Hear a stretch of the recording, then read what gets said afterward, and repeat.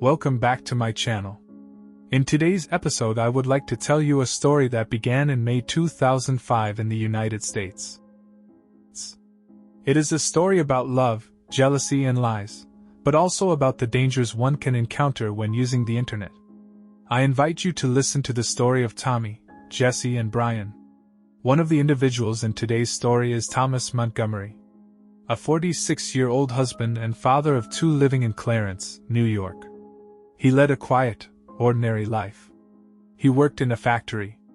The work did not give him much satisfaction. He even thought about changing it, but was a little afraid to do so. The job he had provided him was stability in life. On Sundays, Thomas taught children at the church school.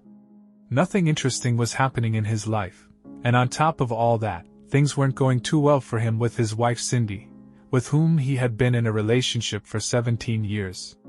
Boredom began to creep into their marriage, and it bothered Thomas a lot. Trying to somehow manage his free time, he started playing poker and other online games. He set up an account for himself on a website that allowed him to play with other people, as well as having conversations with them. Since he had nothing interesting to do, gaming consumed more and more of his free time. He played games designed for adults, but he also liked those designed for young people. And when he was browsing the youth games section in May 2005, a girl nicknamed Tall Hot Blonde wrote to him. She asked if he was too old to be there. Thomas gave his real age when setting up his profile on the site, which was visible to other people logged into the site. Thomas was scared that he might be wrongly accused of something, so he wrote back that he was 18 and using his father's account. And then the girl, whose name was Jessie, wrote back to this message. And so their acquaintance began. They contacted each other more and more often. The 18-year-old Jessie, who was a slim, pretty blonde, wrote him about her life in a small town in West Virginia, about how she had just graduated from high school and didn't really know what to do next. And Tom continued to lie. He told her that he was in the Marines, that he would soon be going on a mission to Iraq. Since he was actually in the Marines in his youth, it was easy for him to lie about it. He just needed to update his memories with newer models of weapons or vehicles. He could also send Jessie a photo to confirm his words. The photo was taken 30 years earlier, but Jessie didn't notice it. The girl was very impressed with knowing someone like Tommy. She started sending him pictures of herself in short dresses or in a bathing suit. Thomas came to the conclusion that there was no chance for them to meet in real life. Therefore, he decided to continue this game. Despite the age difference that existed between them, they got along extremely well. Over time, the acquaintance began to become more and more addictive for Thomas. As Tommy, he was able to live the life he had always dreamed of. Jessica, too, became more and more involved in this virtual relationship and sent him various gifts home. A pendant in the shape of half a heart on which their names were written, or even her underwear. Thomas made sure to keep all these items well hidden from his wife.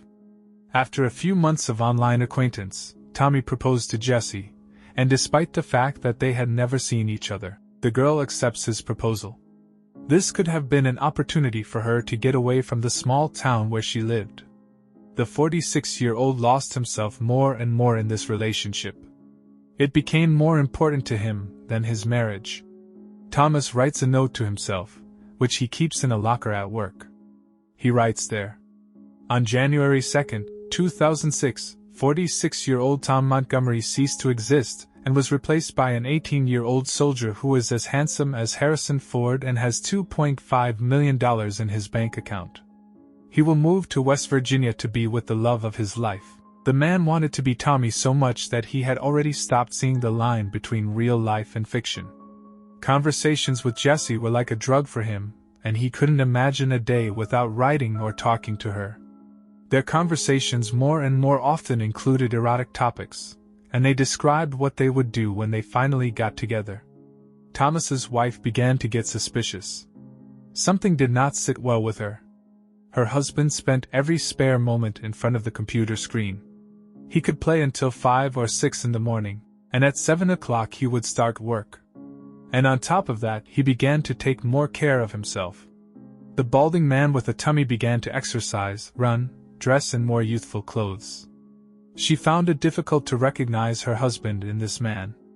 Following her gut feeling, Cindy searched the house.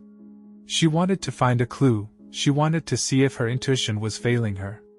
And that's when she found a box that contained letters, photos and gifts from Jesse. The woman was shocked when she read that her almost 50-year-old husband was claiming to be an 18-year-old and seducing a young girl.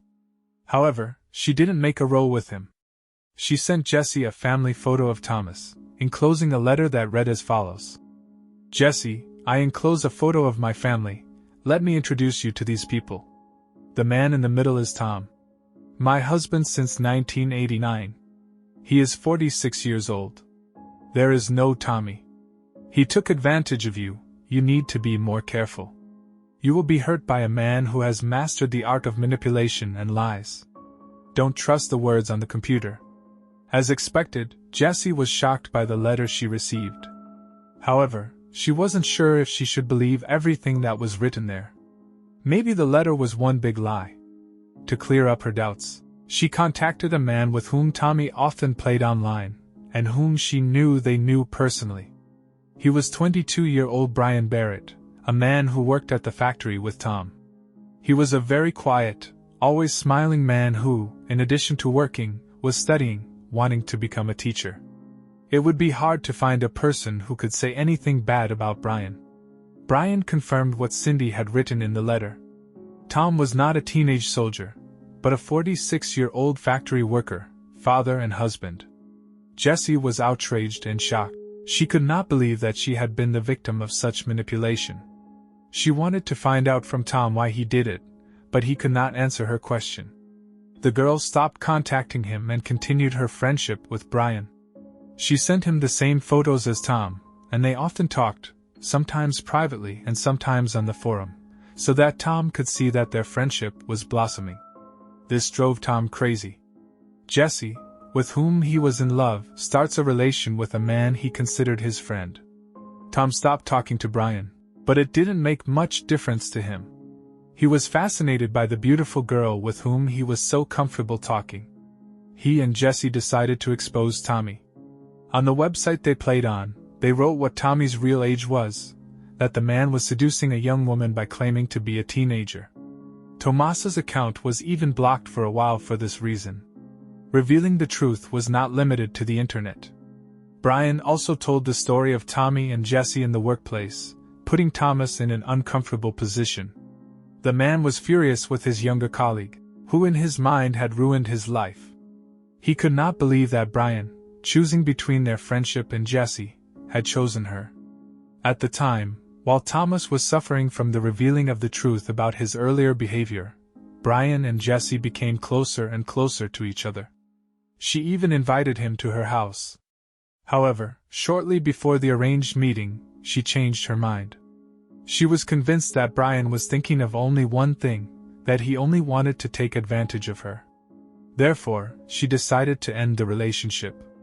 In fact, Jessie, who had managed to fall in love with Tommy earlier, reconnected with the 46-year-old, telling him how much she missed him. Their acquaintance came to life again. They wrote to each other every day, exchanging hundreds of messages. Thomas was delighted that Jessie had chosen him. It seemed to him that he had won over 22-year-old Brian. But once the man checked Jessie's profile on MySpace, where he saw that Brian was among her closest friends, he was furious. Why do they continue to contact each other? Jessie could write with anyone, but not with him. Thomas was fed up with the girl having fun at his expense. He tried to figure out what the whole situation was about. However, Jessie no longer wanted to continue the relationship, she wanted to end it. She said goodbye to him and stopped answering his messages. Thomas couldn't get over it. He started threatening her, warning that she and Brian could be in danger. Brian even wondered if he should report it somewhere, but in the end he did nothing about it. A few days later, on Monday, September 18, 2006, before 7 a.m. at the factory, where Brian and Thomas worked, the first workers began to show up. They saw that Brian's car was already parked in the parking lot. They immediately noticed that something was wrong with the car.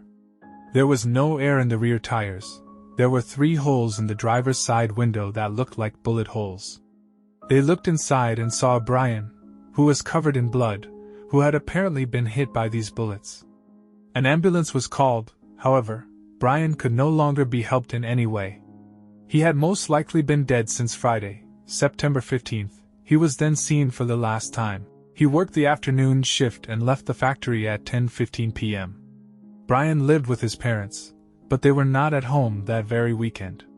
He also had no appointments with anyone, therefore no one noticed his absence, and did not realize that something might have happened to him. Investigators, after starting their investigation, quickly came across information regarding an online acquaintance that involved Brian, Thomas, and Jesse. They tried to track down the 46-year-old, however, it was not so easy. Concerned that he may have been responsible for Brian's death, police officers began to suspect that he might want to harm Jesse as well. They had to warn her as soon as possible. They managed to get her address and contacted the police from the state where she was living. And it wasn't long before police officers knocked on the door of her home in Oak Hill, West Virginia. Unfortunately, they didn't find her. Only her mother Mary Sheila was in the house. Police officers briefed her on the whole situation and told her that her daughter could be in danger. And then something happened that none expected. Mary burst into tears and admitted that it was not her daughter who had ridden with Tom and Brian, only she herself was impersonating her. As you can see, Thomas was not the only liar in this acquaintance. Mary was a 45-year-old woman who was a bit bored in life. She had a husband and 2 children, but they were already teenagers. And she didn't have to take care of them all the time. She had to fill her free time with something. And that's why she started playing online games on a site Jessica showed her. She liked the gaming experience so much that she decided to buy the premium version, with access to more games. However, she mistakenly purchased this version from Jesse's account, which is why she later logged in more often to her account than to her own. She then started writing with various men, claiming to be her daughter. At first she only wrote, and then she started sending pictures of Jesse. These were real photos of her daughter. Police officers found hundreds of photos of the girl in Mary's computer, which were sent not only to Brian and Thomas, but also to many other men. Some of the photos could be seen to have been taken secretly without Jesse's knowledge. The underwear she sent also belonged to her daughter. Police officers could not believe that Mary could have done such a thing to her own child. After all, she could have downloaded the photos from the internet and not used real photos of her daughter, thus putting her in danger. Thomas Montgomery has all along denied having anything to do with the case. But police officers found in the parking lot where the murder took place a seed from a peach with Thomas's DNA on it. It was located a few centimeters from Brian's car. It was not irrefutable proof that he was the one who took Brian's young life, because Thomas also worked in this factory and could have thrown the stone any other day. It would have been a very big coincidence, however, that it was found so close to Brian's car. A magazine was also found there, which also had a trace of Thomas's DNA on it. The weapon was never found, but while searching Thomas's house, police officers found old photos. In one of them, which was a photo of Cindy, in the background could be seen a case from just the kind of weapon that the investigators were looking for. Tom could not explain where it was located. Investigators decided to arrest him. There were too many indications that he was the one who killed Brian. They questioned him again, and then decided to tell him the truth about Jesse. They showed him a photo of Mary Sheila and told him that she was the one who wrote with him, claiming to be an 18-year-old. Thomas was unable to get a single word out. He was confused. He had been writing with Jesse for over a year, and was convinced that he was writing with an 18-year-old. And in fact he was writing with a woman his own age. They were both pretty good liars. Thomas Montgomery took his stay in detention badly. He stopped eating, which made him lose about 50 kilograms. One day he found sleeping pills from a fellow inmate. And in an attempt to end his life, he took 25 pills. However, he was rescued. When it comes to the trial, Thomas is self-confident. He claims to have an alibi for the evening Brian was killed. He was confident that his daughters and wife would confirm that he was home at the time. However, Cindy denied everything, testifying that her husband came home much later than he claimed, late enough that he could be the one behind the crime. As for the alibi provided by his daughters, investigators had a recording of a phone conversation between Thomas and his daughter. Unaware that the conversation was being recorded, Thomas asked his daughter to testify in his favor, otherwise he would be convicted. His theory that he was at home at the time was also disproved by information obtained from his cell phone. In 2006, locating the phone was not as easy and accurate as it is today. However, it was possible to establish that at the time the murder was committed, Thomas was closer to the factory than to his home. After these facts came to light, the man pleaded guilty, for which he was sentenced to 20 years in prison. The prosecution tried to find some provision to convict Mary Sheeler. They believed that she was also responsible for Brian's death. In no way did she incite Thomas to the crime, but her endless lies led to Brian's death. However, according to the law, she did nothing illegal, so no charges could be brought against her, and the woman is free.